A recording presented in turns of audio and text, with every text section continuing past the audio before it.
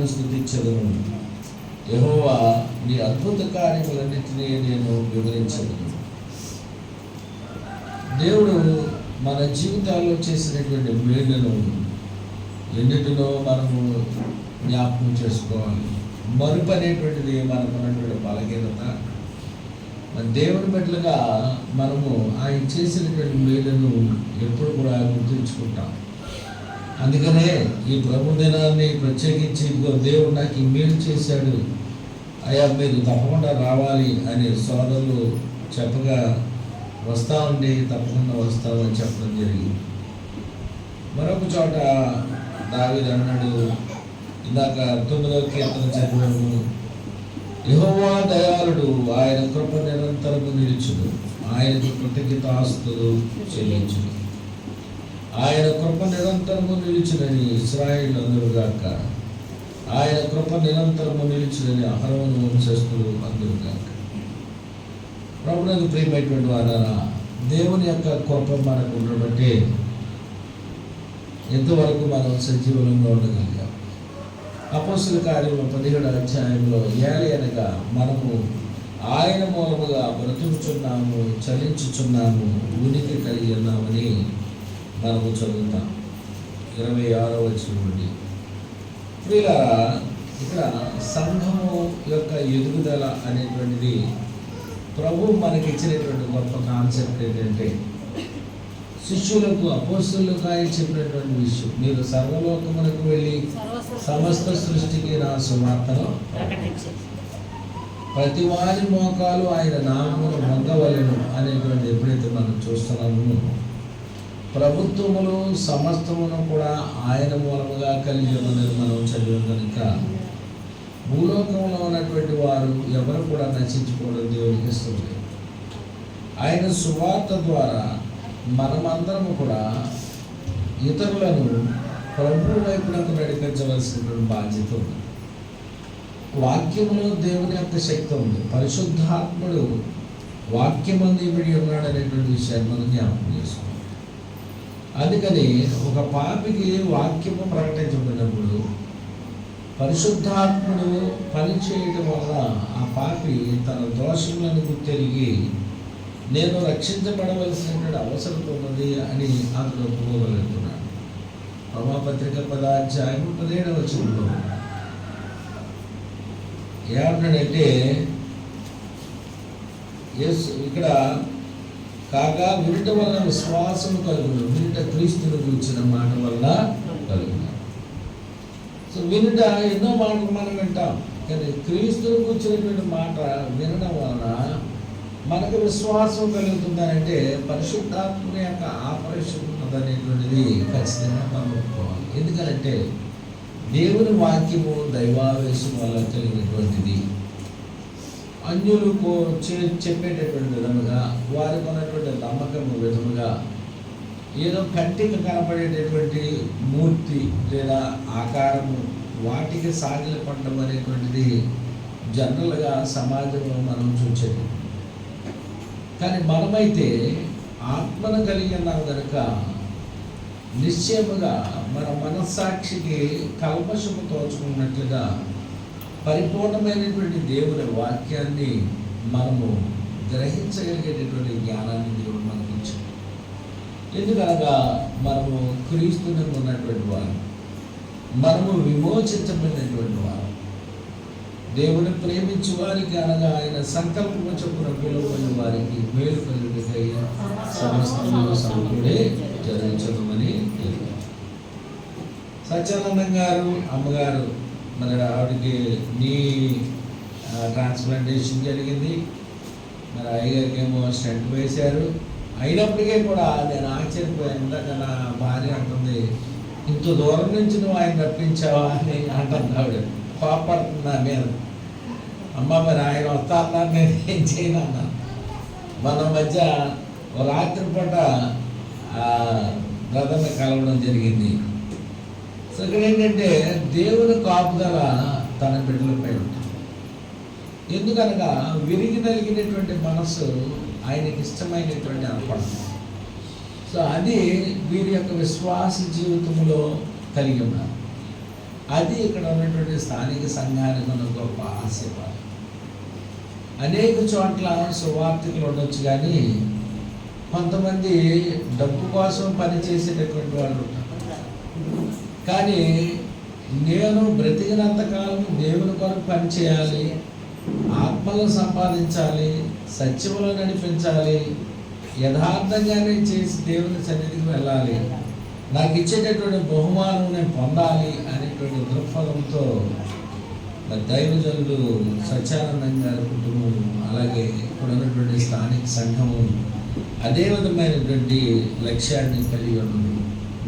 Central church of క్రైస్ట్లో ఉన్నటువంటి సంఘం కూడా అదే విధమైనటువంటి లక్ష్యాన్ని కలిగి ఉన్నది. ప్రపంచంలో ఉన్నటువంటి సంఘాలన్నీ కూడా ముఖ్యంగా క్రీస్తు స్వరక్తమిచ్చి సంపాదించినటువంటి సంఘములు ఒకే విధమైనటువంటి తాత్పర్యాన్ని కలిగి ఉన్నవని మనం జ్ఞాపకం చేసుకుంటాం. ప్రభువుకు ప్రియమైనటువంటి వాళ్ళారా, మరి 41 సంవత్సరాల నుండి సోదరులు ఇక్కడ పరిచర్య కష్టపడి చేస్తూ ఉంటుండగా మరి మీరందరూ కూడా ఆత్మ సంబంధంగా మీరు ఎదగడం అనేటువంటిది నేను తరచుగా అప్పుడప్పుడు వస్తూ ఉన్నాను. ఒకసారి వచ్చినప్పుడు కొంతమంది బాప్తిసం పొందారు, 2 సార్లు.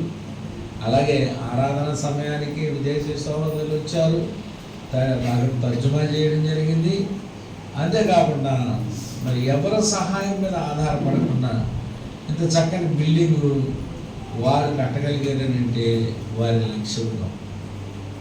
ఈ మాట నేను ఎందుకు చెప్తున్నానంటే, నా మట్టుకు నేను ఏం చేశానంటే సంఘం ఇచ్చేటటువంటి కొద్ది సహాయంతో నేను అనుకున్నటువంటి కట్టడము అది దేవునికి మహిమకరంగా జరగాలనేటువంటిది నా ఉద్దేశం. నేను 32 సంవత్సరాల క్రితం ఏలూరు వచ్చానండి.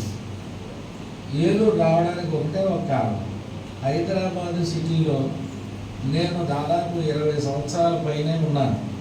అక్కడ బైబిల్ స్కూల్లో ట్రైనింగ్ అయ్యాను, టీచ్ చేశాను. తెలంగాణలో ఇతర ప్రాంతాల్లో పరిచయం చేసి పెళ్ళి కాకముందు నా లక్ష్యం ఏంటంటే, నేను పెళ్లి చేసుకున్న తర్వాత ఎక్కడో ఒక చోటకు వెళ్ళి ఒక బలమైనటువంటి సంఘాన్ని కట్టాలి, ప్రభు కోసం ఇతర ప్రాంతాల్లో కూడా క్రీస్తు సంఘాలు ఏర్పడేటటువంటి విధంగా నేను కృషి చేయాలి అనేటువంటి ఉద్దేశంతో పెళ్ళైన వెంటనే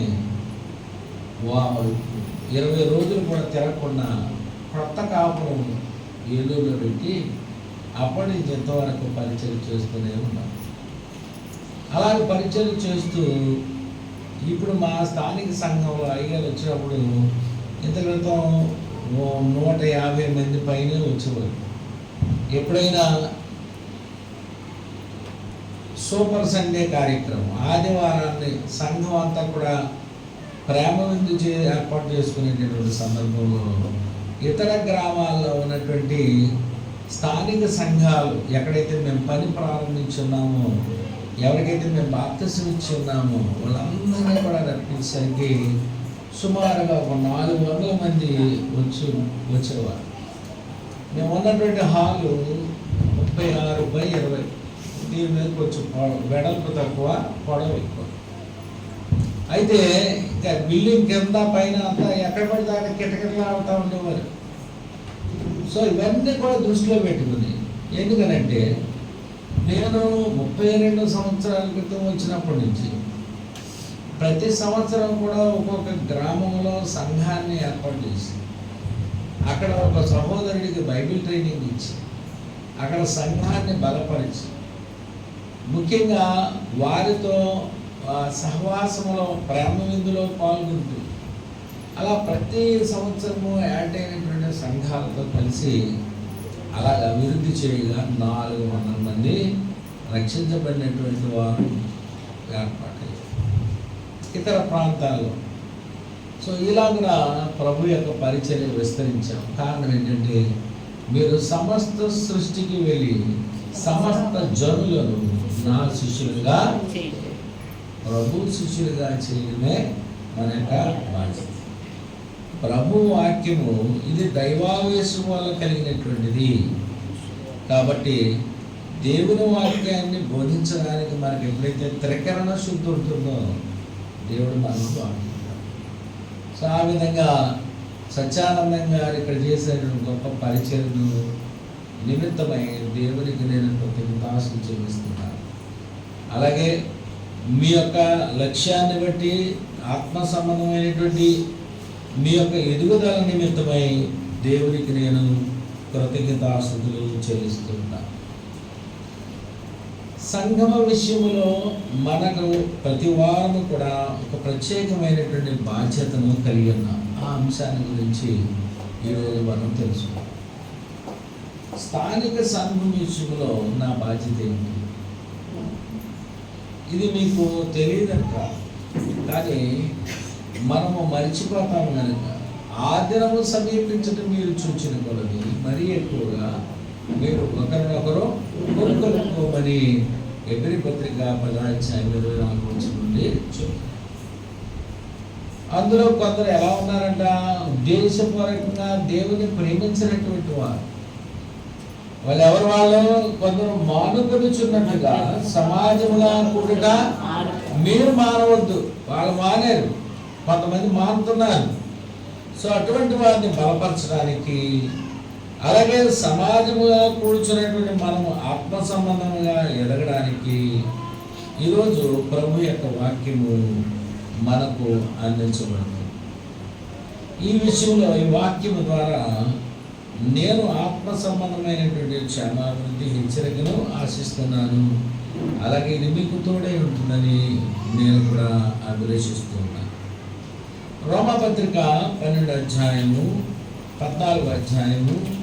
12వ వచనంలో 11-12 నా తోడు ప్రతి మోకాలును నా ఎదుట ముందును ప్రతి నాలుకయు దేవుని స్తుతించునని ప్రభువు చెప్పుచున్నాడు అని వ్రాయబడి ఉన్నది కనుక మనలో ప్రతి వాడును తన్ను గురించి దేవునికి లెక్క అప్పగించవలెను.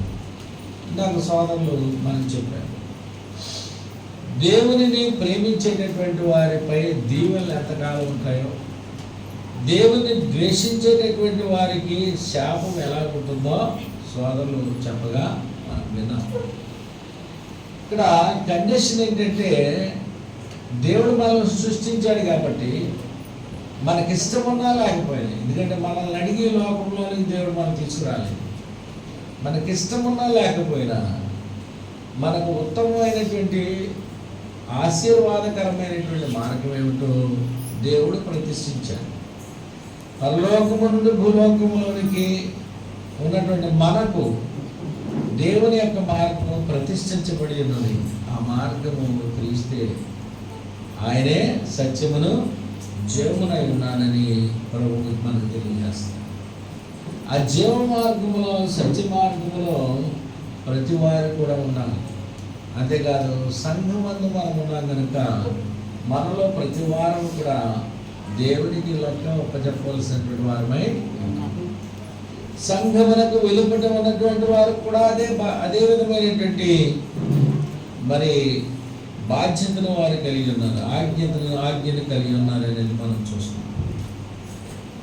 మత్తయి సువార్త 24 25 14-15 మనం చూసినట్లయితే యేసు ప్రభు వారు ఒక ఉపమానం చెప్తారు.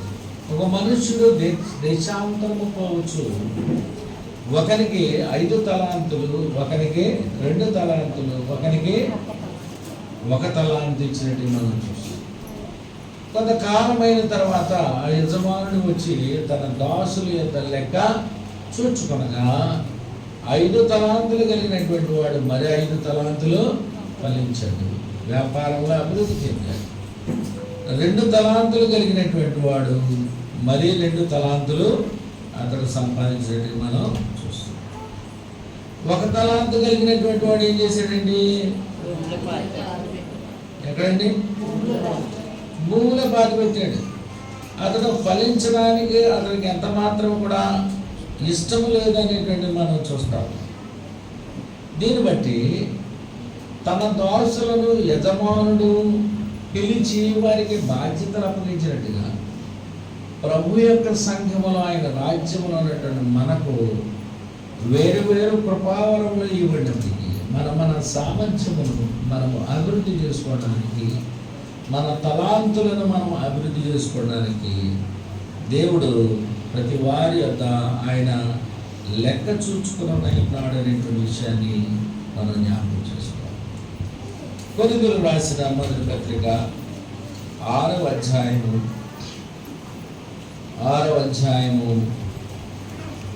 19-20 వచనంలో, మీ దేహము దేవుని వలన మీకు అనుగ్రహింపబడి మీలోనున్న పరిశుద్ధాత్మకు ఆలయమైనదని మీరు ఎరుగరా?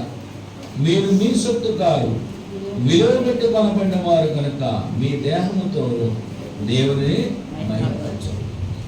ఇది క్రైస్తవులకు ప్రభు ఇచ్చినటువంటి లక్ష్యం. మన యొక్క దేహము పరిశుద్ధాత్మకు ఆలయమైనది కనుక ఈ దేహమును అపవిత్రతకు ఏమాత్రము కూడా తావులేదు. జాగ్రత్తమునకు, అబద్ధమునకు, మోసమునకు, అపవిత్రతకు ఏ విధమైనటువంటి తావులేదు. కనుక హృదయంలోని ఆలోచనలు చెడ్డమైన మంచివైన ఎక్కడి నుంచి వస్తాయి? హృదయం నుంచి వస్తాయి. ఇది ఘోరమైనటువంటి వ్యాధి కలిగినటువంటి మోసకరమైనటువంటిదని దేవుని వాక్యం తెలియజేస్తుంది. సో కనుక దేవుని వాక్యం మూలంగా మనము శుద్ధులు కావాల్సినటువంటి అవసరం ఉంది. కారణం ఏంటంటే మన శరీరములో మన యొక్క ఆత్మలు ప్రభువుకి చెందినటువంటివి. ఇందాక మనం చూసాం, మనకు విలువ పెట్టి కొనబడినటువంటి వారు అని వాక్యం. యేసు ప్రభు వారి యోహాను సువార్త 15వ అధ్యాయం అన్నాడు, నేను నిజమైనటువంటి ద్రాక్షవల్లిని, మీరు తీగలు. నాలో ఫలించేటటువంటి ప్రతి కొమ్మ కూడా ఇంకా బహుగా ఫలించును అన్నాడు.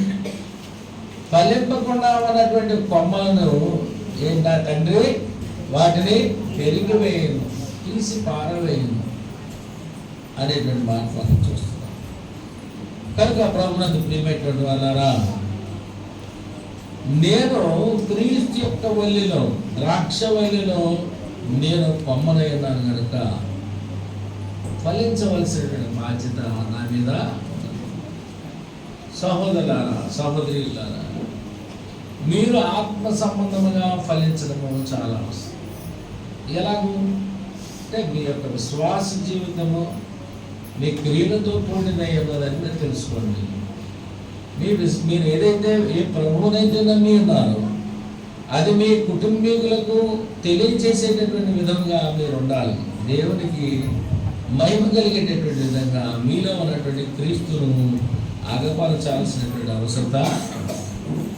అప్పుడు దేవుడి యొక్క సాధనముగా మిమ్మల్ని దేవుడే వాడుకుంటాడని వాక్యం ద్వారా మనం చూస్తున్నాం.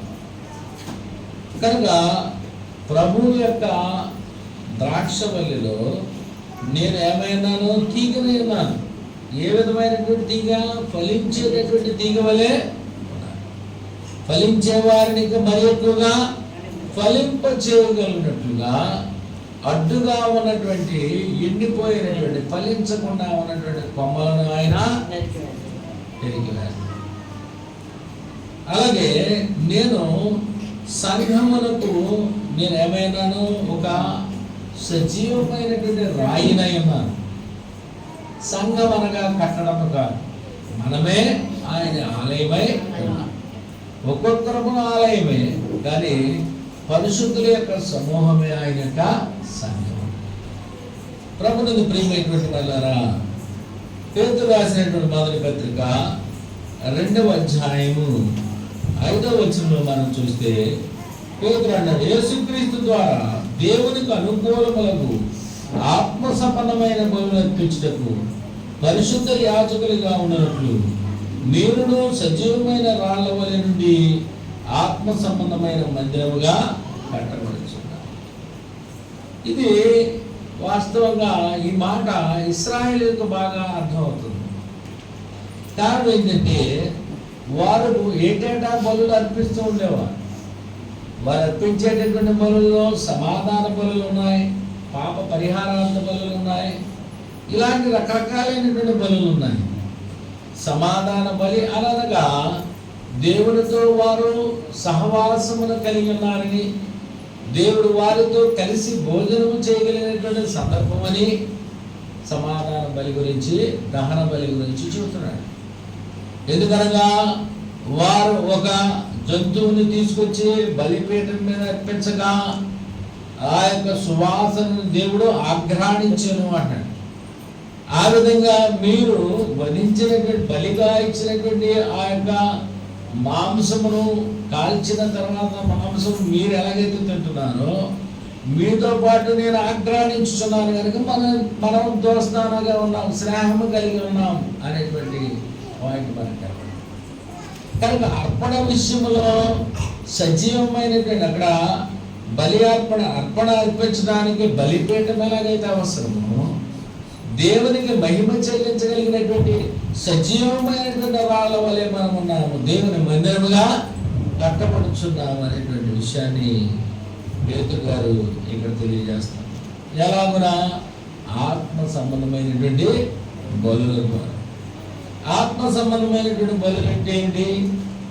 దేవునికి మన యొక్క జిహ్వ ఫలాన్ని అర్పించడం, దేవునికి స్తుతి చెల్లించడం, అలాగే దేవునికి కృతజ్ఞతార్పణలు మనము చెల్లించడం, దేవుని పేరిటలకు మేలు చేయటం, అలాగే సంఘము ద్వారా దేవుని కార్యములు సువార్తను ప్రకటించగలిగినటువంటి రీతిలో మనం ఉన్నాం. యాకోబు పత్రిక 1:27 అన్నాడు, 25 ఏమన్నాడంటే దేవుని ఎదుట నిష్కలంకమైనటువంటి భక్తిని గురించి చెప్తున్నాడు. సో ఈ విషయంలో సంఘం యొక్క ఎదుగుదల విషయంలో విశ్వాసులు ఏమైనారంటే సజీవమైనటువంటి రాళ్ళ వలె ఉన్నారని వాక్యం. అదే కాదు, దేవుని యొక్క సంఘములో మనం ఏమైనామంటే దీపస్తంభమై ఉన్నాం. ఈ గ్రామములో, చింతపల్లి గ్రామములో దేవుని యొక్క దీపస్తంభముగా ఇక్కడ ఉన్నటువంటి స్థానిక సంఘము. సంఘం అనేటువంటి పరిపూర్ణతను గురించి తెలియజేస్తూ ప్రకటన గ్రంథములో 7 సంఘముల గురించినటువంటి దృష్టాంతాలు చెప్పాడు. సంఘము పరిపూర్ణమైన దేవుని యొక్క సమాధానమును జ్ఞానమును కలిగినటువంటిదని వాక్యం తెలియజేస్తుంది. ప్రభువునందు ప్రియమైనటువంటి వారారా, ప్రకటన గ్రంథము 1:21 మనం చూద్దామండి. ఇక్కడ ఏమన్నాడంటే 19:20 కాగా నీవు చూచిన వాటిని ఉన్న వాటిని వీటి వెంట కలగబో వాటిని అనగా నా కూడి చేతిలో నీవు చూచిన 7 నక్షత్రములను కూర్చిన మర్మము, ఆ 7 సువర్ణ దీప స్తంభముల సంగతి వ్రాయి. ఆ 7 నక్షత్రములు 7 సంఘములకు దూతలు, ఆ 7 దీపస్తంభములు 7 సంఘం. ఎక్కడున్నప్పటికీ కూడా అది క్రీస్తు సంఘమైనది కనుక ఈ దీపస్తంభముగా స్థానిక సంఘం ఉన్నట్టయితే అందులో నీవు కూడా బాధ్యుడివై ఒక భాగమై ఉన్నామనేటువంటి వాస్తవాన్ని మనం జ్ఞాపకం చేసుకోవాలి. ఫిలిప్పీ పత్రిక 2:15 అన్నాడు, మీరు మూర్ఖమైన వక్రతను మధ్య నిరపరాధులను నిష్కలంకులను అనింద్రుడైన దేవుని కుమారులగునట్లు సణుగులను సంశయములను మాని సమస్త కార్యములను చేయి. అట్టి జనము మధ్యను మీరు జీవవాక్యమును చేతపట్టుకుని లోకమందు జ్యోతుల వలె కనబడుచున్నారు. అందువలన నేను వ్యర్థముగా పరిగెత్తలేదు, నేను పడిన కష్టము నిష్ప్రయోజనము కాలేదని క్రీస్తు దినమున నాకు అతిశయ కారణము కలుగు. ఫిలిప్పీలో ఉన్నటువంటి సంఘము ఎంత మాదిరికరమైనటువంటి సంఘం ఒకసారి మీరు ఆలోచించండి. యేసు ప్రభువు చెప్పినటువంటి విధంగా మీరు లోకమునకు వెలుగై ఉన్నారు, ఈ లోకమునకు ఉప్పై ఉన్నారు. ఫిలిప్పీ సంఘము దేవుని ప్రేమించే సంఘం. ఫిలిప్పీ సంఘము ఇతరులకు సహాయపడేటటువంటి సంఘం, సువార్త పరిచర్య ప్రచురము చేయడానికి ఆసక్తి కలిగినటువంటి సంఘం.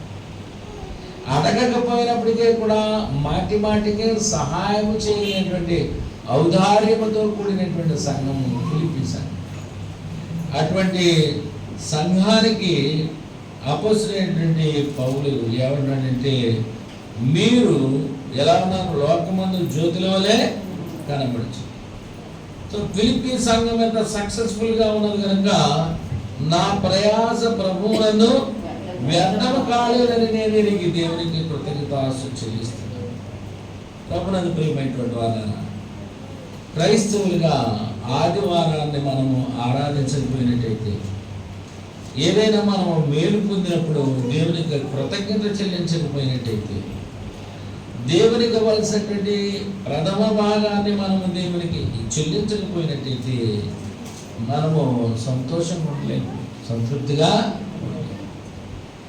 ఎందుకంటే దోషారోపణ చేయబడతాం. ఎందుకంటే వాక్యం మన హృదయంలో ఉన్నది కనుక, ఆ వాక్యం మన హృదయంలో భద్రపరుచుకున్నాం కనుక వాక్య ప్రకారము ప్రవర్తించడం అనేటువంటిది మనము అలవరుచుకున్నాం కనుక ప్రభువునందు ప్రియమైనటువంటి వారారా, ఆరాధనకు ప్రతి ఆదివారం ఆరాధనకు సమయానికి రావడం వాళ్ళ ఉద్దేశం ఏంటంటే ఒకరినొకరు పురుకొల్పుకొనుచు ఒకరికొకరు బలపరుచుకోగలిగినటువంటి అవకాశాన్ని మనము కలిగాం. ఎవరైనా ఆరాధనకు రాకుండా ఇంట్లోనే ఉన్నారనుకోండి, వాళ్ళకి తెలియదు కానీ వాళ్ళు ఎంతో నష్టపోతారు. అలాగని నేను శాపనార్థాలు పెడతలేదు. దేవుని వెతుకు వారికి ఆయన అనేకమైనటువంటి మేలు ఇస్తాడు. ఆయన వెదకుండా నిర్లక్ష్యంగా ఉన్నటువంటి వారు ఏం చేస్తారు? దేవుని ఆశీర్వాదాలు కోల్పోతారు. సో అలాంటి విషయంలో మరి సంగమనకు రాకుండా ఉన్నటువంటి వారిని కూడా మనం ఏం చేయాలి?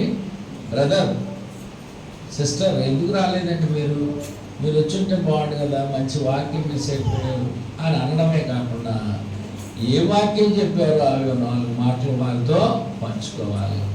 అవసరమైతే వారితో కలిసి ప్రార్థన చేయాలి. అలా చేయడం వల్ల సంఘానికి మీ అవసరత ఉన్నది. సంఘం క్రీస్తు శరీరంలో అవయవంగా ఉన్నటువంటి మీరు కూడా చాలా ప్రాముఖ్యత కలిగినటువంటి వారు. మీ అవసరం ఉన్నది. దేవునికి మహిమకరంగా మనము ఆరాధించాలి అంటే అందరూ కూడా సమాజంగా కూడుకోవాలి అనేటువంటి భావన.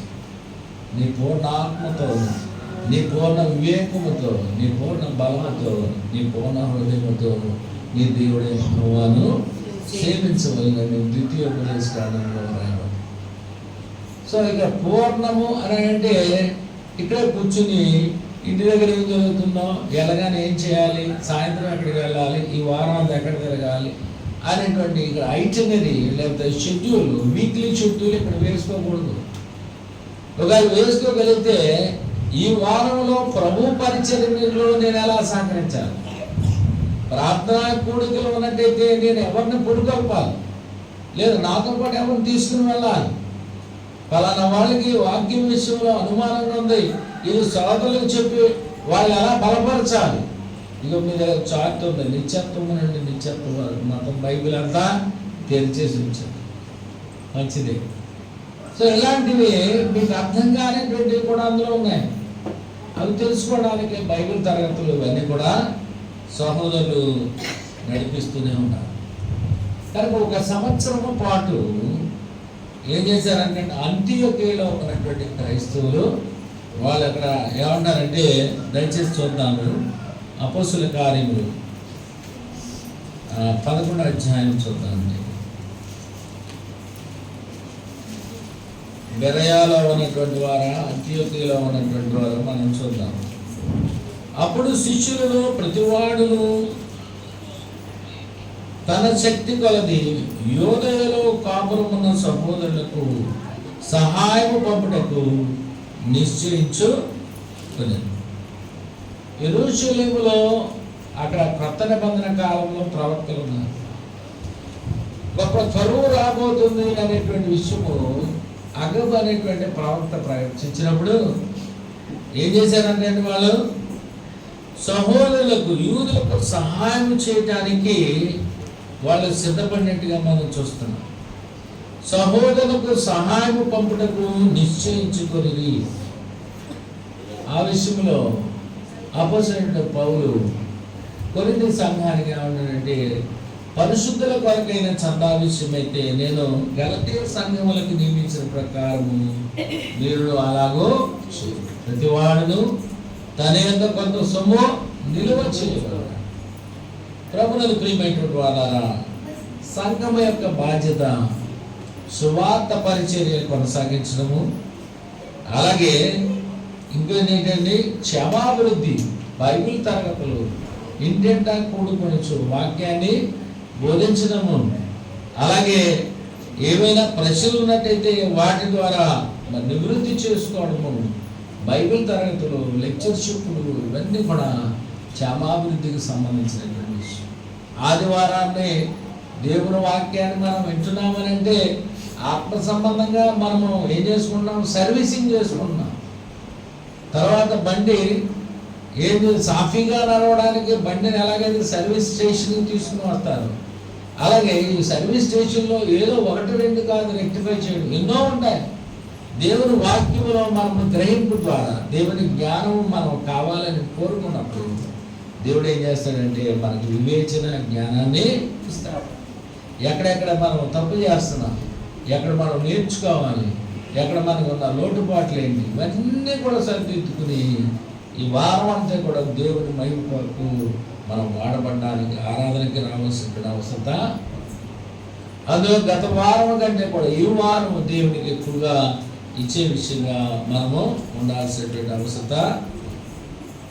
యేసు ప్రభువు అన్నాడు, ఒక పులిసినటువంటి పిండిని గురించి చెబుతా ఉన్నాడు. క్రైస్తవులు ఎలాంటి వారంటే వాళ్ళు ఒక చోట ఉంటే మొత్తం ఊరంతా మారిపోతారు. చూడండి, లుదియా ఒక్కతే, కానీ ఏం చేసింది, అక్కడ ప్రార్థనా సమయమును ఆమె వెళ్ళి, అయ్యా నేను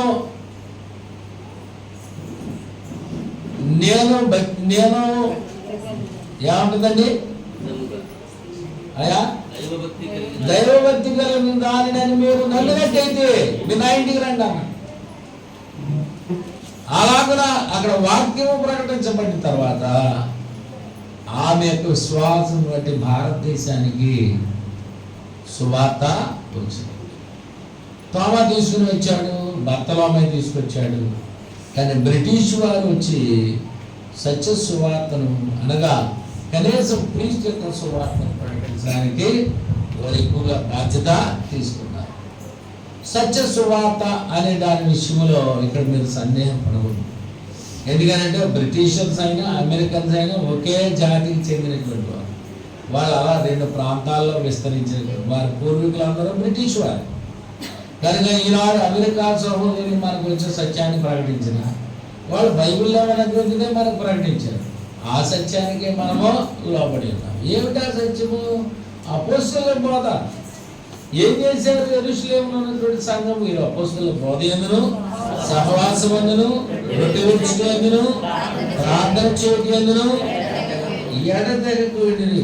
అందులో ఏ విధమైనటువంటి బ్రేక్ లేదండి. అలా చేసుకుంటూనే పోయారు. అనుదినము వారు ఆహారము పుచ్చుకొని చుండిరి అన్నాడు. ఆత్మ సంబంధమైన ఆహారము, భౌతిక ఆహారము కూడా పుచ్చుకున్నారని అంటే ఇంటి దగ్గర వాళ్ళకి ఎన్నో యావిగేషన్స్ ఉండొచ్చు, భర్త వెళ్ళొద్దని చెప్పి ఉండొచ్చు, పిల్లలు బాగా చేయవచ్చు, ఎన్నో సమస్యలు ఉండొచ్చు. ఇవన్నీ కూడా పక్కన పెట్టి వారందరూ కూడా సమిష్టిగా ఉన్నారు. ప్రజలందరి వలన వారు దయ పొందినటువంటి వారై ఉన్నారని అపోస్తలుల గారి 2వ అధ్యాయంలో మనం చూస్తాం. యేసు ప్రభు వారు క్రైస్తవ్యాన్ని గురించి చెప్పినప్పుడు నిజంగా ఈ శతాబ్దంలో క్రైస్తవులను అణిచివేసేటటువంటి కార్యక్రమంలో ఉన్నారు. అమ్మో వాళ్ళు ఉంటే మనకు చాలా ప్రమాదం, మనకు ముప్పు, వాళ్ళని పెరగకుండా మనం సప్రెస్ చేసేయాలి అనేటువంటి విధముగా మరి పెద్దలు ఆలోచించేస్తూ ఉన్నారు. వాక్యంలో మనం చూద్దాం. మత్తయి సువార్త 11వ అధ్యాయం 33వ వచనం. ఆయన మరి ఒక ఉపమానము యేసు వారితో చెప్పారు. పరలోక రాజ్యము ఒక స్త్రీ తీసుకుని పిండి అంతయు పులిసి పొంగు వరకు 3 కుంచముల పిండిలో దాచిపెట్టిన పొల్లని పిండిని చూసారా? దేవుని వాక్యం ఎంత ప్రబలమైందో ఒకసారి మీరు ఆలోచించారు. యెరూషలేములో ప్రబలి, ఏమంటే యోదే ప్రాంతంలో భూదిగంతముల వరకు సువార్త ప్రకటించబడింది. కనుక వారు ప్రభువును గురించి సంభాషించారు. కుళాయి దగ్గర కానీ, మార్కెట్లో కానీ, ఎక్కడ మాట్లాడుకున్నప్పటికీ యేసుక్రీస్తు వారు నజరేయుడిగా ఆయన పునరుత్థానుడిగా లేకపోయి ఉన్నాడు, ఆయన లోకరక్షకుడు అనేటువంటి విషయాన్ని వాళ్ళందరూ సంభాషించుకున్నారు. కనుక యేసు ప్రభువు వారు చెప్పినటువంటి విధంగా అపోస్తలుల కార్యం 1:2 మీరు యెరూషలేము మొదలుకొని యూదయ సమరయ దేశములంతటా మీరు నాకు సాక్షులై. సో ఈ క్రమము యెరూషలేము సంఘములో ప్రారంభించబడి అలాగూ కొనసాగి ఉన్నదనేటువంటి విషయాన్ని మనం జ్ఞాపకం చేసుకో. నీవు లోకమునకు ఉప్పై ఉన్నావు అన్నాడు. ఉప్పు నిస్సారమైతే అది దేని వలన? సారం.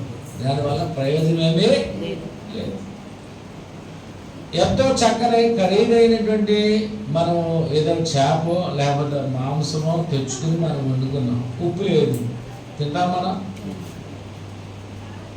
సమాజంలో దేవుని మాటలు లేకపోయినట్టయితే నిరుపయోగం, జీవము లేనటువంటి విధంగా, రుచి లేనటువంటి విధంగా ఉంటుంది. సో కనుక మన యొక్క వ్యక్తిగతమైనటువంటి క్రైస్తవ జీవితము రుచికరమైనటువంటి ఉప్పు వలె ఉన్నారు.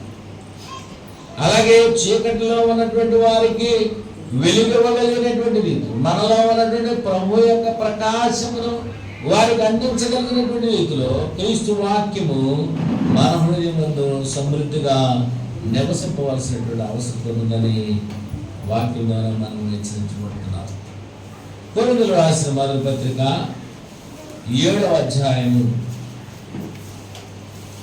14వ నుండి చూసినట్టయితే, కుటుంబంలో ఎవరు ఉంటారండి? సర్వసాధారణంగా స్త్రీలు విశ్వాసములో బలవంతులుగా ఉంటారు. భర్తలు అయితే వేరే వేరే పనులు ఉండడం వలన దేవునికి వారు ప్రాధాన్యత ఇవ్వరు. అలాంటప్పుడు ఒక క్రైస్తవ సహోదరి తన కుటుంబాన్ని ఎలా ఇన్ఫ్లుయెన్స్ చేస్తుంది అనేటువంటి, ఇందాక లుదియా కుటుంబం ఎలా రక్షించబడి ఉన్నదో ఆ విషయాన్ని మనం ప్రస్తావించుకున్నాం. ఇక్కడ 7వ అధ్యాయము 14వ నుండి మనం చూద్దాం 16 వరకు. అవిశ్వాసి అయిన భర్త భార్యను బట్టి పరిశుద్ధపరచబడు, అవిశ్వాసులైన భార్య విశ్వాసి అయిన భర్తను బట్టి పరిశుద్ధపరచబడు. లేని ఎడల మీ పిల్లలు అపవిత్రులైందురు, ఇప్పుడైతే వారు పవిత్రులు. అయితే అవిశ్వాసి అయిన వాడు ఎడబాయవచ్చు. అట్టి సందర్భములలో సహోదరికైనను నిర్బంధము లేదు. సమాధానముగా ఉండుటకు దేవుడు మనల్ని పిలిచి ఉన్నాడు. ఓ స్త్రీ, నీ భర్తను రక్షించుటవో లేదో నీకేమి తెలియను. ఓ పురుషుడా, నీ భార్యను రక్షించుటవో లేదో నీకేమీ తెలియదు. వాక్యం మనం చూసినప్పుడు మనము లిటరల్గా రక్షిస్తున్నామని కాదు, క్రైస్తవులుగా సంఘము విషయంలో మన వ్యక్తిగతమైనటువంటి బాధ్యత ఏంటి అనే అంశాన్ని గురించి మనం చూస్తాం. మనం ఏమైతే నేర్చుకుంటున్నామో వాక్య ప్రకారము మనము ప్రవర్తించాల్సినటువంటి అవసరత. సామెతల గ్రంథం 11వ అధ్యాయం అన్నాడు, జ్ఞానము గలవారు ఇతరులను రక్షించుదురు అన్నాడు. రక్షించగలిగినటువంటి శక్తి దేవుని వాక్యానికి ఉంది. ఎలాగనగా సువార్త రక్షించుటకు దేవుని శక్తి కలిగినట్టు ఉన్నది. ఈ మొదట యూదునికి, గ్రీసు దేశస్తునికి దేవుని యొక్క శక్తి సువార్త. కనుక ప్రభునందు ప్రియమైనటువంటి వారా, సువార్త అనేటువంటి ఆయుధాన్ని, అనగా ప్రభు యొక్క మరణము సమాధి పునరుత్థానము గూర్చి మనము ప్రకటించచ్చు, ప్రభువునందు మనం పొందినటువంటి మేలు గురించి మనం ఇతరులకు చెప్పగలిగినటువంటి రీతిలో ఆయన యొక్క బోరగా మనం వాడబడాల్సినటువంటి అవసరం. అప్పుడు మన ప్రభావం బట్టి, మన ఆత్మీయ జీవితాన్ని బట్టి ఇతరులు కూడా మార్చబడతారు. మేము ఉన్నటువంటి ఇల్లు ఎదురుగా ఒక ఇల్లు ఉంది. వాళ్ళు ఏమంటారంటే అండి, వాళ్ళు అద్దె కొడతా ఉంటారు, వచ్చి వెళ్తూ ఉంటారు. వెళ్ళేటప్పుడు, సార్ మేము వేరే ఇంటికి వెళ్ళిపోయామండి, మీరు చెప్పే వాక్యాన్ని మేము మిస్ అయిపోతున్నాము. వాళ్ళు అంజులే, కానీ ప్రతి ఆదివారం మేము వాక్యం వింటున్నాం కదా, అది మేము అక్కడికి వెళ్ళిన తర్వాత ఆ అవకాశం లేదండి, మేము అది మిస్ అవుతున్నాము అని చెప్పేవాళ్ళు చాలామంది. కనుక దేవుని కొరకు మనం చేస్తున్నాం, మనుషుల కొరకు కాదు. కనుక మనము మనుషుల ద్వారా మనుషుల దయను కూడా పొందవలసిన అవసరత. వాక్యం అన్నాడు అపోస్తలుల కార్యం 2వ అధ్యాయము 47వ వచనం ఒకసారి మనం చూద్దాం. 2వ అధ్యాయం, ఆనందముతో నిష్కపటమైన హృదయముతోను ఆహారము పుచ్చుకొనుచుండిరి, మరియు ప్రభు రక్షణ పొందుచున్న వారిని అనుదినము వారితో చర్చి. ఇక్కడ వారు ఆత్మ సంబంధమైన ఆహారం పూజించారు, కుటుంబాలుగా వారు ఎదిగారు. ఈ విధంగా సంఘం అభివృద్ధి చెందింది అనేటువంటి మనం చూస్తున్నాం. అంతేకాదు అనుదినము అన్నాడు. ఇక్కడ 47వ వచనం ఏమన్నాడు? అనుదినము వారితో చేర్చుచుండేనంటే డైలీ ఏం జరుగుతుంది? ఎడిషన్స్ అవుతా ఉన్నాయి, సంఘంలో చేర్చబడతా ఉన్నారు. కారణం ఏంటి? విశ్వాసులు ప్రభువుని గురించి ప్రకటిస్తున్నారు, సువార్త ప్రకటిస్తూ ఉన్నారు కనుక అక్కడ స్టాప్ లేదు. సంవత్సరానికి ఒక మారు జనవరిలోనో లేకపోతే డిసెంబర్ 25వ తేదీనో అప్పుడు పొందుతామండి ఇప్పుడు పొందుతామని కాదు. అక్కడ ఎప్పుడంటే అప్పుడు. అలాగే అనుదినము సంఘములో ప్రభు వారిని సంఘముతో చేర్చుచు. ఆ ప్రక్రియ ప్రభు ఎక్కడున్న స్థానిక సంఘాలైన క్రీస్తు సంఘం అయినటువంటి విషయంలో ఆ విధమైనటువంటి బాధ్యతను మనం కలిగి ఉన్నాం.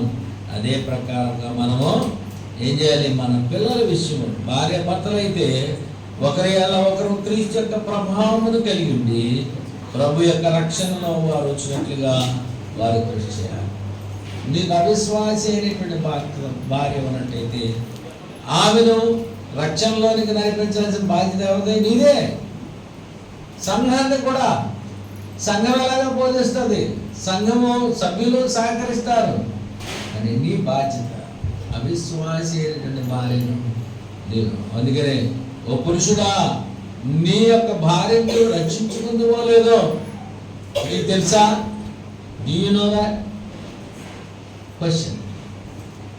అవును నేను రక్షించుకుందును అని ఎలా అడగలం? నీలో వాక్యం ఉన్నప్పుడు, ఆ జిజ్ఞాస ఉన్నప్పుడు, నువ్వు సజీవమైనటువంటి రాయవలే ఉన్నావని, నువ్వు ఫలించేటటువంటి తీగవలే ఉన్నావని, అలాగే నువ్వు వెలుగు చూపేటటువంటి వాడుగా, నీవు ఉప్పైనటువంటి స్థితిలో, రుచికరమైనటువంటి స్థితిలో సహోదరి లేదా సహోదరుగా నీవు ఉన్నట్టయితే ఆ విధంగా నీవు దేవుని మహిమ కొరకు వాడాలి. అలాగే క్రైస్తవ కుటుంబాల్లో మనం అంతా కూడా ఆదివారాన్ని మనం తీసుకొచ్చి ఆరాధనలో పిల్లలు అలవాటు చేస్తూ ఉంటారు. వారికి ఆరాధన సమయానికి ముందుగానే ఏం చేయాలంటే వారిని ప్రభు యొక్క శిక్షలను బోధలను పెంచాల్సిన బాధ్యత.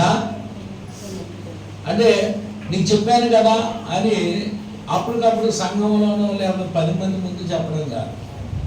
ఎదురయ్యేటటువంటి రిపల్కేషన్స్ ఏంటి, ఎలాంటి పర్యవసానాలు ఉంటాయి అని ముందుగానే పేరేజ్ వేసి తల్లిదండ్రులు ఎలాగైతే ఓపిక కలిగి ఎలాగైతే తమ బిడ్డలకి చెప్పుకుంటారో, పలానా చోటుకు వెళ్ళినప్పుడు ఇలా వందనాలు చెప్పాలి, ఇలా సమాధానం ఇవ్వాలి, ఇట్లా కూర్చోవాలి, ఇలా ఒదిగి ఉండాలి అని మన పిల్లలకి ఎలాగైతే చెప్తామో, సో ఈ విషయంలో ఆత్మ సంబంధులుగా మన సంఘములో క్రీస్తు సంఘములో ఉన్నటువంటి సభ్యులు ఎలా ఉండాలంటే తండ్రులారా మీ పిల్లలకు కోపము లేపక ప్రభు యొక్క శిక్షలను బోధలను వారిని శిక్ష అంటే డిసిప్లిన్ అని క్రమాన్ని, క్రైస్తవ క్రమాన్ని మనం పాటించాలి.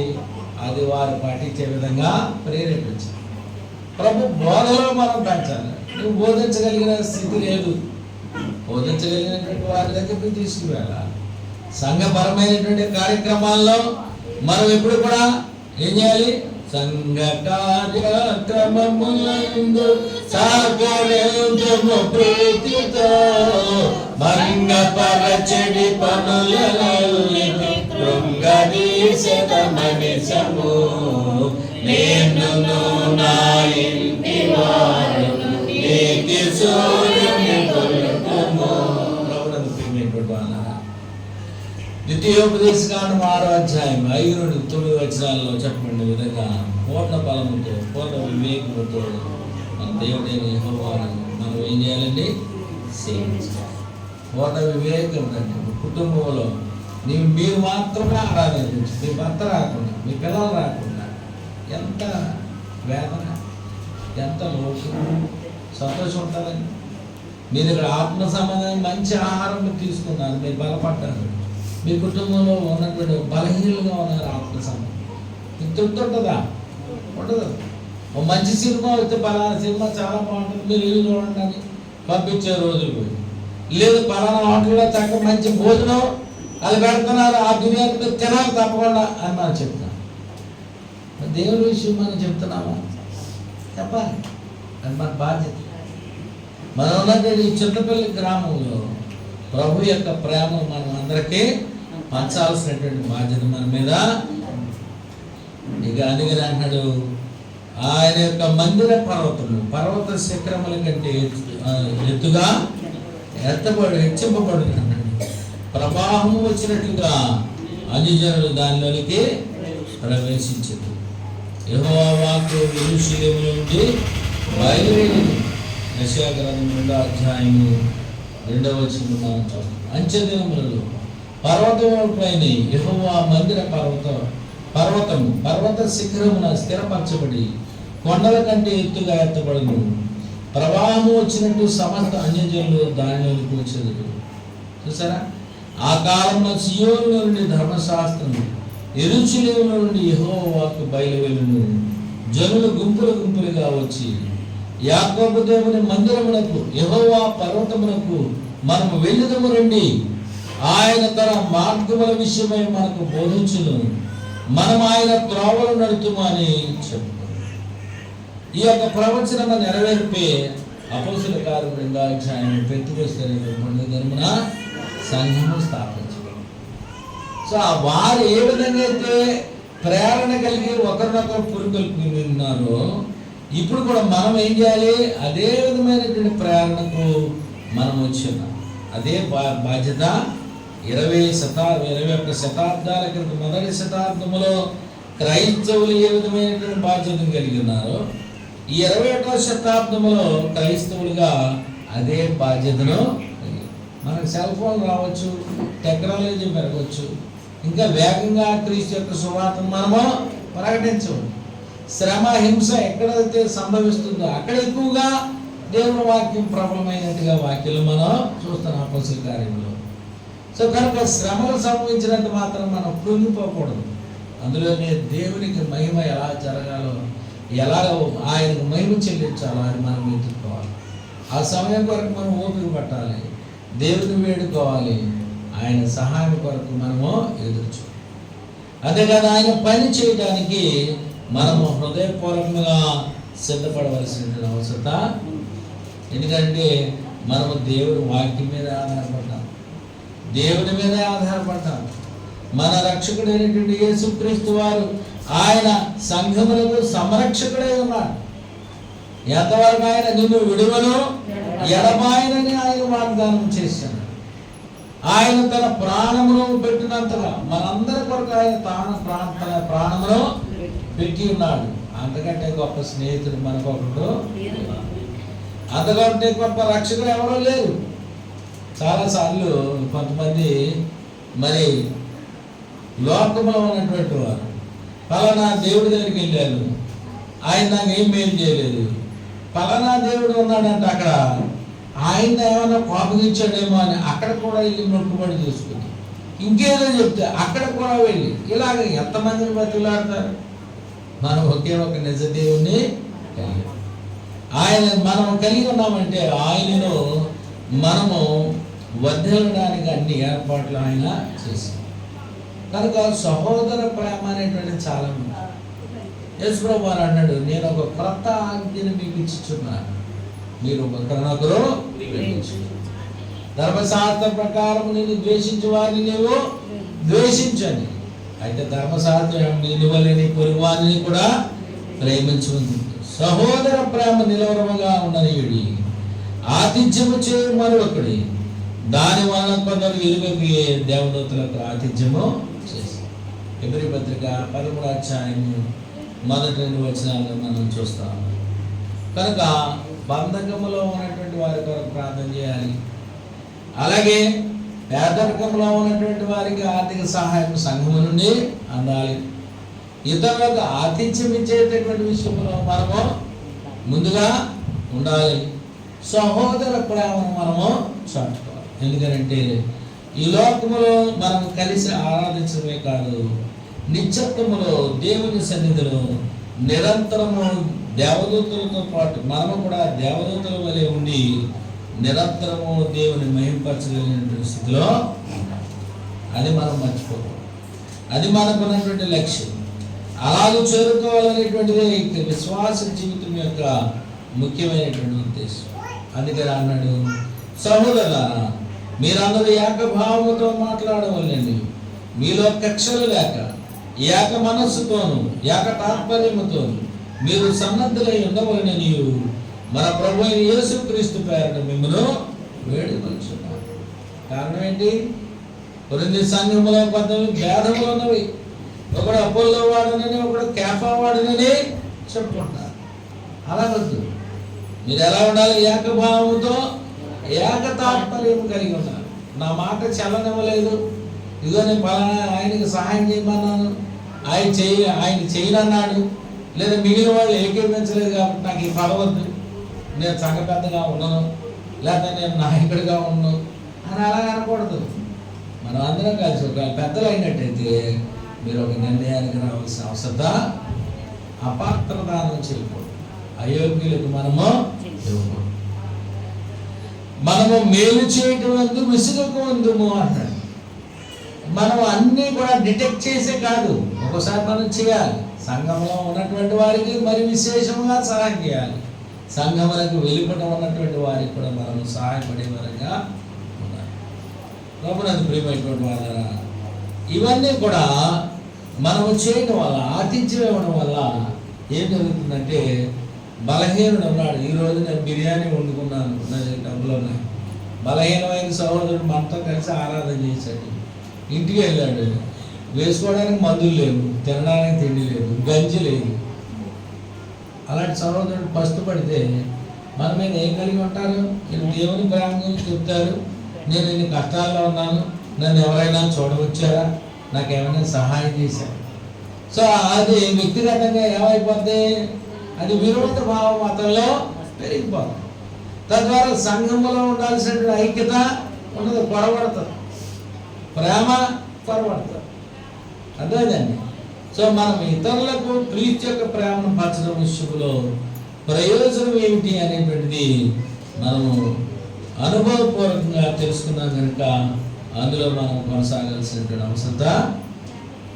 అంతేకాదు, మనము ఇక్కడైతే హితవాక్య ప్రమాణాన్ని గైకుంటున్నాము, అలాగే బయట కూడా అదే పని చేస్తున్నాము. ఆరోగ్యకరమైనటువంటి వాక్యం ఇక్కడ అందించబడుతుంది. అయితే మనలోనే కొంతమంది వ్యతిరేకంగా మాట్లాడే వాళ్ళు ఉంటారు. దేవుని వాక్యమునకు భిన్నముగా మిమ్మల్ని తప్పుదోవ పట్టించేటటువంటి వాళ్ళు ఉంటారు. అలాంటి వారి విషయంలో మీరు జాగ్రత్తగా ఉండమని అపోస్తలుడైన పౌలు చెబుతున్నాడు. రోమాపత్రిక 16:17-18 సహోదరులారా మీరు నేర్చుకున్న బోధకు వ్యతిరేకముగా భేదములను ఆటంకములను కలుగు చేయ వారిని కనిపెట్టిండని మిమ్మల్ని బతిమాలుకొనుచున్నాను. సంఘ కాపరిగా, సువార్తికుడిగా సత్యానందం గారు, మీరు ఒకవేళ ఆరాధనకి ఒక 5 నిమిషాలు లేట్ అయినా, అలాగే పలానా సహోదరుడు ఎందుకు రాలేదు, ఈ సహోదరుడు ఎందుకు రాలేదు, ఆరాధనకు ముందు సర్వసాధారణంగా సువార్తికుడి ఆందోళనకే గురవుతూ ఆరాధన ముగిసిన తర్వాత ఇగో ఈ కుటుంబం రాలేదు, ఈ కుటుంబం రాలేదు అని అనుకోవచ్చు, గుర్తించు. కానీ వీళ్ళు ఎక్కడికి రాలేదు, ఇక్కడ రాలేదు కరెక్టే, కానీ ఎక్కడికో వెళ్ళారు. ఎక్కడికే? ఏ స్నేహితుల ద్వారా ఏ మతశాఖతో వెళ్ళిపోయారు. అక్కడ ఏదో వాక్యం విన్నారు. వీళ్ళకి తెలియకుండా 4-5 వారాల నుంచి అదే పనిలో ఉన్నారు. వాళ్ళకి ఏం చేయండి మార్గమో తప్పేటటువంటి పరిస్థితిలో ఉన్నారు. భిన్నమైనటువంటి బోధ అభ్యాసము వారు దానిలో ఏదైనా ఒకటి అని వాళ్ళేదో ఇక్కడ కూటమి టైపులో ఆలోచించడం అనేటువంటి చాలా. అందుకని వాక్యం అన్నాడు, భేదములను ఆటంకములు కలుగు చేయ వారిని కనిపెట్టి మిమ్మల్ని బ్రతిమాలుకొనుచున్నాను. వారిలో నుండి తొలగిపోవుడి. అతి వారు మన ప్రభు అయిన క్రీస్తుకు కాక తమ కడుపులకే దాసులు. వారి ఇంపైన మాటల వలనను ఇచ్చకముల వలనను నిష్కపటుల మనస్సులను మోసపుచ్చుతారు. చూసారా? సో వీటి విషయంలో జనరల్గా మనకి ఎంత మంచిగా ఉన్నప్పటికీ కూడా ఎక్కడో చోట కింద పడుతూనే. నిందపడ్డారు కాబట్టి నిప్పు లేని పొగరాదు అన్నట్టుగా మనం అనుకోవచ్చు సర్వసాధారణంగా. సాతానుడు ఉన్నాడు కాబట్టి సమస్యలు తప్పకుండా వస్తాయి. దాని విషయంలో మనం ఆందోళన చెందాల్సినటువంటి అవసరం. అపోజిట్ పౌలు శ్రమలు అందే నేను ఎక్కువ బలము కలిగి ఉన్నాను అన్నాడు, ఎక్కువ ఆనందిస్తున్నాను అన్నాడు. సో అదే మనము అలవర్చుకోవాల్సినటువంటి విషయం. ఎఫెసీ పత్రిక చూద్దాము, 4వ అధ్యాయము. మీరు పిలువబడిన పిలుపునకు తగినట్టుగా 3వ వచనం, దీర్ఘశాంతముతో కూడిన సంపూర్ణ వినయముతోనూ సాత్వికముతోనూ నడుచుకొనవలెనని ప్రభువును బట్టి ఖైదీనైన నేను మిమ్మల్ని బతిమాలుకొనుచున్నాను.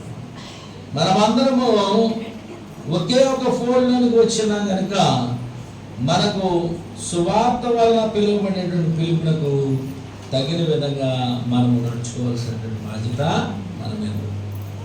అందుకని మీ పిలుపును ఏర్పాటును నేను నిశ్చయము చేసుకో. మీరు పిలువబడిన పిలుపును గట్టిగా చేపట్టడి అని హెబ్రీ పత్రికలో చెప్తున్నాడు. తర్వాత మనం చూద్దాం దావీదు కీర్తన 122. కీర్తన 122 మొదటి వచనం, యెహోవా మందిరమునకు వెళ్ళుదమని జనులు నాతో అనినప్పుడు నేను సంతోషించు. చూసారా, దేవుడి మందిరానికి వెళ్తా ఉంటే మనకు గొప్ప ఆనందం కలగాలి. మన కుటుంబీకుల ఫంక్షన్ల కంటే లేదా పెళ్ళిళ్ళ కంటే కూడా మనం ఏం చేయాలి? దేవుని మందిరానికి వెళ్ళి దేవుని విషయాలు యెహోవా సన్నిధిలో ఒక దినము గడుపుట 1000 దినముల కంటే. సో ఇంత గొప్ప ఆశీర్వాదాన్ని జ్ఞానం కలిగినటువంటి వారు ఎవరైనా మిస్ చేసుకుంటారా? ఎవరు కూడా మిస్ చేసుకోరు. మనం జ్ఞానం కలిగి ఉన్నాం, మంచిదే. అయితే దేవుని యొక్క వాక్యమును మనము గ్రహించి వారముగా ఉండాలి. అదే కాదు, ప్రభువు దినము సమీపించదు చూసుకుంటుంది. దేవునికి మనం ఎంత కానుక ఇవ్వాలి, దేవుని సన్నిధిలో మనం ఎలా నడుచుకోవాలి, మనం ఎవరెవరిని తీసుకుని వెళ్ళాలి, వీటన్నిటి విషయంలో మనం ఏం చేయాలి? శ్రద్ధ కలిగి బాధ్యత కలిగి మనం ఉన్నట్టయితే దేవునికి ఇష్టమైనటువంటి వారుగా, ఆయన సంఘములో బలమైనటువంటి పని వారముగా మనము ఉంటాము. దేవుడి ఆశీర్వాదాలు మన మీద, మన కుటుంబాల మీద మెండుగా ఉంటాయి. అందుకని ప్రభునందు ప్రియమైనటువంటి వాళ్ళ, దేవుడు మనకి అనుగ్రహించినటువంటి ఈ మేళ్ళన్నింటిని బట్టి కూడా మనము దేవునికి కృతజ్ఞతాస్తుతులు చెల్లించాలి. యేసుక్రీస్తు వారి ద్వారా మనకు అందించబడినటువంటి ప్రేమ, ఈ వాక్యము సమస్తము కూడా మనం వాక్య ప్రకారం నడుచుకునేటటువంటి వారంగా మన దేవుడు దినదినము మనలను నూతనపరుస్తూ ఉంటాడు వాక్యం ద్వారా. కనుక స్థానిక క్రీస్తు సంఘములో వ్యక్తిగతంగా నా బాధ్యత ఏమిటి? నేను దేవునికి లెక్క ఒప్పచెప్పవలసినటువంటి వాడిని ఉన్నాను కనుక దేవుడు నాకు అనుగ్రహించినటువంటి సామర్థ్యాన్ని నేను ఎలాగో ఉపయోగించాలి. నా ఆత్మ, నా శరీరము ప్రభువుకు చెందింది కనుక ఆ విషయాన్ని నేను మర్చిపోరాను. లోకములో పడిపోయి లోక సంబంధంగా నేను జీవించినట్టయితే నష్టపోతాను. మనము క్రీస్తు యొక్క వలిలో ఫలించేటటువంటి కొమ్మగా ఉండాలని, సజీవమైనటువంటి రాయి వలె ఉండాలని, సంఘము దీపస్తంభం వలె ఉండాలని, మనకి ఇవ్వబడినటువంటి తలాంతులను అభివృద్ధి చేసుకునేటువంటి దశలో ఉండాలని, ప్రభువు కార్యాభివృద్ధి అందు ఎప్పటికీ ఆసక్తి కలిగినటువంటి వారుగా ఉండాలని, అలాగే సమాజంలో స్థానిక సంఘము ప్రభావవంతంగా పనిచేయాలని, కుటుంబంలోను సంసార జీవితంలోను ఇతరులను ప్రభు కొరకు సంపాదించిన విషయంలోను సంఘమును బలపరచిన విషయంలోను మనమందరం కూడా ఒకరికొకరు బాధ్యత కలిగిన. కొరింథీ అన్నాడు, శరీరంలో ఉన్నటువంటి అవయవాలు ఒకదానికొకటి ఎలాగైతే అమర్చబడి ఉన్నవో ఒకదాని యొక్క క్షమాభివృద్ధి ఒకటి ఎలాగైతే కోరుకుంటున్నాం, అలాంటి ఐక్యతను కలిగినటువంటి మనము దేవుని యొక్క కార్యం జరిపించడానికి ఆయన యొక్క సంఘములో మనము ప్రతి వారం కూడా పని కలిగి ఉన్నాం. కనుక ఈ లక్ష్యాన్ని మనం మర్చిపోవద్దు. ఎందుకంటే మనమందరం కూడా దేవుని సన్నిధికి చేరుకోవాలి. నిత్యత్వమును మనం పొందాలి, జీవ కిరీటమును పొందాలనేటువంటి లక్ష్యాన్ని కలిగి ఉన్నాం. అందుకోసమే మనం పిల్లలు. ఇంతవరకే మన విశ్వాసం అని అంటే మనం ఆరాధించాల్సినటువంటి అవసరం లేదు. మనం చనిపోయినా తిరిగి బ్రతుకుతామనేటువంటి నిరీక్షణ కలిగి ఉన్నాం. చనిపోయిన తర్వాత మనము ఎత్తబడినప్పుడు ఆ తీర్పు దినాన్ని బలానమ్మకమైనటువంటి మంచి దాసురాల, మంచి దాసుడా అని అనిపించుకోవాలనేటువంటి విధంగా దేవుని యొక్క ద్రాక్ష తోటలో మీరు నేను కూడా పని చేయాలి. ఆ విధంగా దేవుడి ఉన్నటువంటి స్థానిక సంఘాన్ని దీవించాలని, అలాగే ఎంతో యథార్థమైనటువంటి పరిచయం శ్రమతో చూపించినటువంటి సత్యానందం గారికి దేవుడు ఆయుష్ను పొడిగించి వారికి వారి సతీమణి గారికి ఆరోగ్యాన్ని సంతోషాన్ని దయచేయాలని, వారికి పరిపూర్ణమైనటువంటి ఆయుష్ దేవుడిచ్చి ఇక్కడ ఉన్నటువంటి స్థానిక సంఘంలో మిమ్మల్ని ఆత్మీయంగా బలపరచడానికి, అలాగే వారి యొక్క మనవడు కానీ ఇంకా ఎవరైతే పరిచయం చేయడానికి బాధ్యత తీసుకొని ఉన్నారో వారు కూడా ఆత్మ సంబంధంగా ఎదగాలని నా యొక్క అనుదిన ప్రార్థనలో నేను జ్ఞాపకం చేసుకున్నాను. మీరు కూడా ప్రార్థించండి, మీరు ఎదగండి, మనం అందరం కలిసి ఎదుగుదాము. ఇక్కడ మనం సజీవంగా ఉన్నాం, దేవుని పరిచయం చేస్తున్నాం, ఒక దినాన్ని మనం అక్కడ కలుసుకోవాలి. అలాగే దేవుడు మనందరినీ కూడా ఆశీర్వదించినగాక. మమ్మల్ని ప్రేమించి ఈరోజు వాక్య పరిచయం చేయడానికి నాకు అవకాశం ఇచ్చినటువంటి సహోదరులు సత్యానంద గారికి కృతజ్ఞతలు తెలియజేస్తున్నాం. శ్రద్ధగా ఉన్నటువంటి మీ అందరికీ కూడా పేరు పేరున ధన్యవాదాలు తెలియజేస్తున్నాం. అందరికీ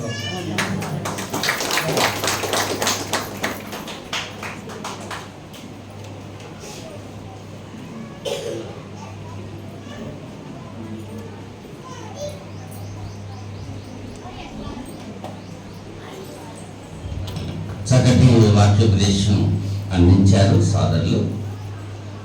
సంఘంలో వ్యక్తిగా నీ బాధ్యత ఏమిటి అనేటువంటి విషయాన్ని చాలా విశదంగా తెలియజేశారు సోదరులు. బాల్యం నుంచి కూడా క్రీస్తు సంఘంలో ఉన్నారు, అనేక గ్రంథాలు కూడా రచించారు.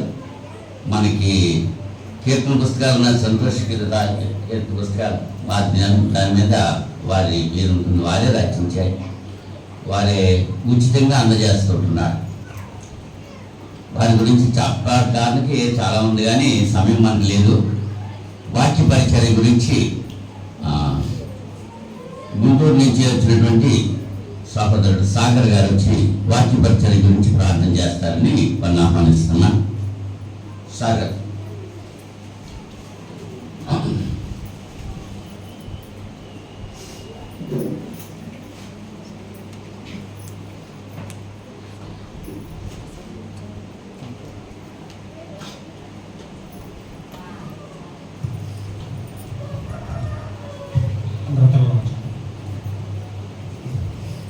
మహాపరిశుద్ధుడైన మా ప్రియపరలోక తండ్రి, మీ ఘనమైన శ్రేష్టమైన నాయన, ఇప్పటి వరకు పరిశీలన పొందడం నుంచి ప్రస్తుతం వరకు ఈ ఆరాధన కార్యక్రమం ముందుగా పాటల ద్వారా మమ్మల్ని ఆకర్షణ, అలాగే దైవజనులు తమ యొక్క మాటలను వాక్యం ద్వారా గ్రామమైనటువంటి మాటలను మా అందరికీ శ్రద్ధగా గ్రహించినట్టు ఈ యొక్క వాక్య పేరులు మా జీవితాలు కట్టినట్టు మాకు చక్కగా నేర్చుకున్నట్టు మాకు ఇదేం మాట్లాడినట్టు కొన్ని శ్రద్ధగా ఆలోచించిన నాయన, మేము మా జీవిత యొక్క ఎదుగుదలలో తెలిసి తెలియక చేసినటువంటి పొరపాట్లు కానీ తప్పులు కానీ మా యొక్క మాటల ద్వారా కానీ క్రియల ద్వారా కానీ ఆలోచన కానీ తప్పుల ద్వారా కానీ చేసినట్టు నాయన వాటిని మీ సన్నిధిలో ఒప్పుకున్నట్టు వాటిని దయతో మమ్మల్ని క్షమించి మా యొక్క ఆత్మీయ జీవితాన్ని కట్టుకున్నట్టు మాకు జీవనం మాట్లాడి మాకు తెలియజేయడం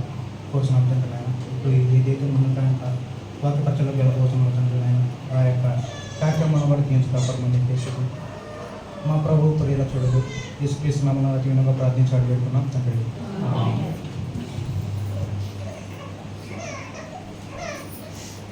ప్రార్థించిన సహోదరుడికి మనందరి తరఫున తెలియజేస్తున్నాను. మీరేం కంగారు పడకండి. అంటే భోజనాలు వచ్చేసి నేను కంగారు పడుతున్నాను. కొంతమంది ఏ మాత్రం కంగారు పడకండి. మన ఆరాధనా కార్యక్రమం సక్రమంగా జరగడానికి దేవుడు కొడుతున్నాడు. అలాగే మన మధ్యలో ఉన్నటువంటి ఆ కుమారుడు అజయ్ మోహన్ ఇంజనీర్ గారు ఆయన అమెరికాలో చదువుకుని వచ్చారు. దేవుని సేవ చేయడానికి తమ తండ్రితో సహకరిస్తున్నారు.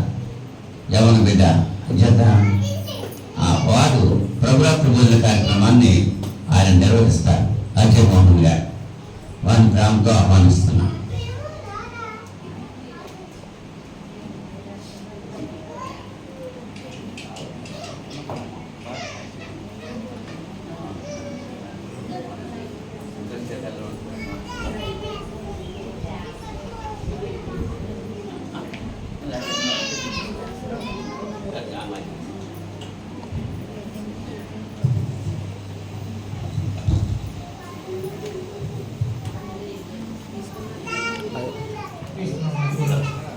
మీ అందరికీ వందనాలు తెలియజేస్తున్నాను.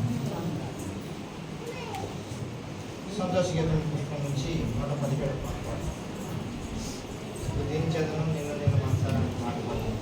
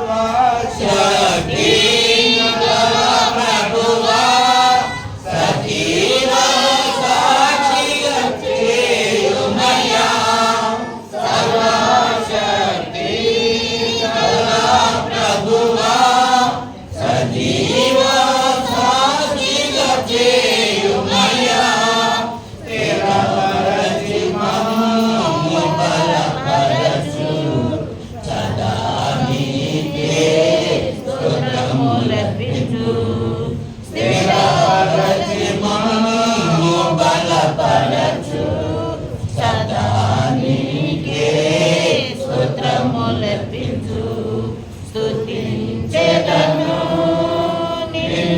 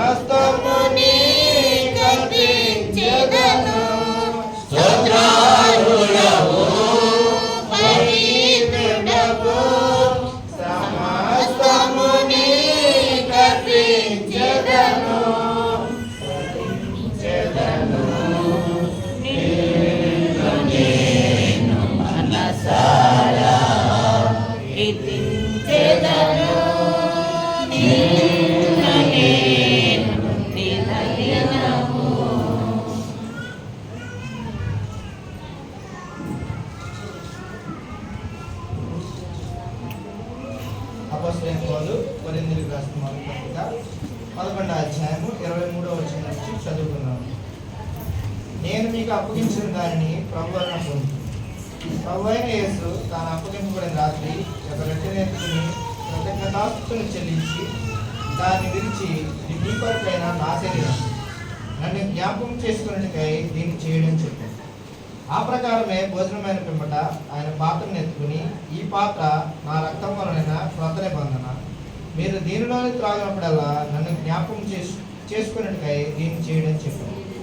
మీరు ఈ రొట్టెను తిని ఈ పాత్రలోని త్రాగినప్పుడల్లా ప్రభు వచ్చే వరకు ఆయన మరణమును ప్రచురించేదారు. కాబట్టి ఎవడు అయోగ్యంగా ప్రభు యొక్క రొట్టెను తినో లేక ఆయన పాత్రలను త్రాగునో వాడు ప్రభు యొక్క శరీరమును గుచ్చియో రక్తమును గుచ్చియో అపరాధి. కాబట్టి ప్రతి మనుషుడు తను తాను పరీక్షించుకోవాలి. అలాగూ చేసి ఆ రొట్టెను తిని ఆ పాత్రలోనికి త్రాగాలి. ప్రభు శరీరం సాధించిన రొట్టెను గురించి ప్రార్థన చేస్తుంది. మా స్థుతులకు పాత్ర తండ్రి తండ్రి ఈ ఉదయ కాలాన్ని మిమ్మల్ని ఈరాగం కూడా ఆరాధించే కార్యం తండ్రి. ఈ యొక్క మీ ప్రభుత్వంలో మీ కుమారుడు యేసుక్రీస్తు వారు మా పాపం నిమిత్తము శిలువపై నలగొట్టబడి సాధిస్తున్న ఈ యొక్క రొట్టెను తినిస్తుంది. ఎవరో యోగ్యంగా కాకుండా యోగ్యంగా తీసుకున్న వారికి తీసుకొని ప్రతి ఒక్క బిడ్డని జీవించండి, అందరినీ జీవించండి. యేసుక్రీస్తు నామమున అడిగివేడుకుంటున్నాము తండ్రి.